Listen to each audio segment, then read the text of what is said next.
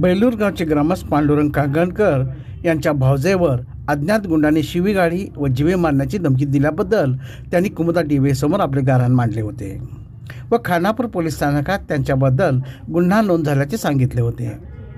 त्या अनुषंगाने खानापूर JNFC कोर्टाने जैसे त्याचा आदेश दिला आहे, त्यामुळे कागणकर कुटुंबियांना थोडासा दिलासा मिळाला आहे।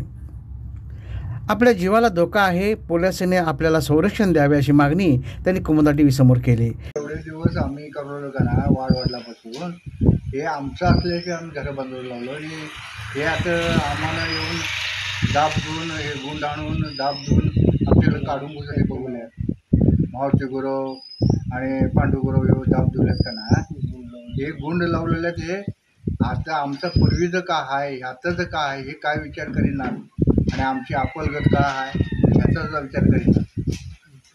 आमच्या आईच्या बाबाची इष्टण काय त्यांच्या बाबाची इष्टण आम्ही गुजनाव आणि ते आम्हाला आमची इष्टण आमच्या आजाची इष्टण आम्हाला खाऊ देणार आणि सगळी इष्टण त्यांच्या ताब्यात आहे आणि एवढाचा तुकडा आहे हो ह्याच्याही पाडलेले आहेत त्याने।